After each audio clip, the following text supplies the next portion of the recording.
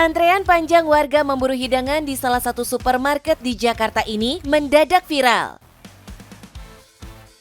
Ini bukan cuma soal makanan.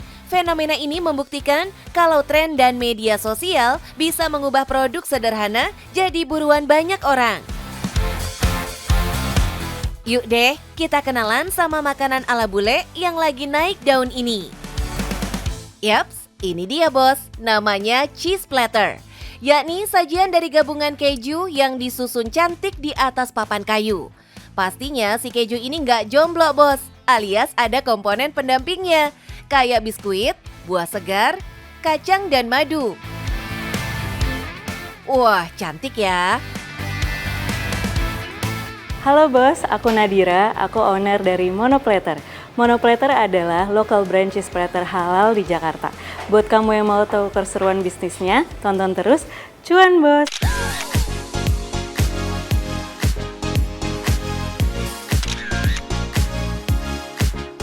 Oh iya, cheese platter punya cara makan unik nih bos. Disusun bertumpuk dengan campuran biskuit, keju, buah, dan terakhir madu atau keju.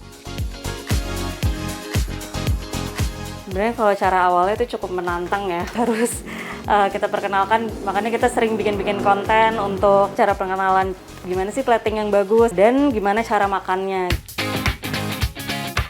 Saat ini, cheese platter sudah banyak dilirik oleh kalangan anak muda.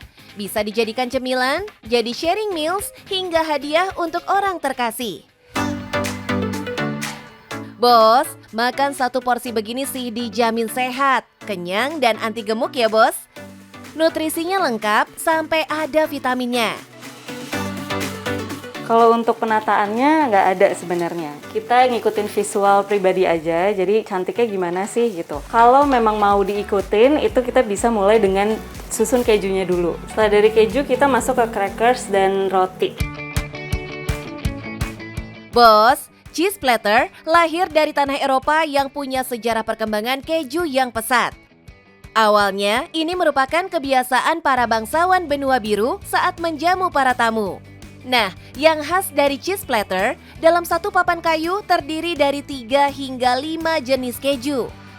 Alasannya sih, jumlah tersebut dianggap ideal buat ngasih variasi rasa saat dimakan bersamaan. Dalam satu sajian hampers cheese platter, keju-keju yang dipakai minimal ada 3 dengan variasi tekstur. Dari yang lembut seperti brie cheese hingga yang keras seperti edam. Jadi di setiap gigitannya akan berasa ada kombinasi 3 tekstur. Dalam menjalankan bisnis ini pastinya ada tantangan yang menghadang ya bos. Tapi Nadira nggak pernah menyerah. Untuk kualitas cheese-nya itu juga tantangan terbesar kita karena keju brie kita import juga, jadi kita harus ambil dari luar. Dalam sehari, Monoplatter bisa menjual 20 hingga 30 packs loh bos. Anggaplah semua yang dibeli adalah menu favorit, yakni personal size yang harganya Rp125.000. Jadi sehari bisa deh kekumpul sekitar 2,5 juta bos.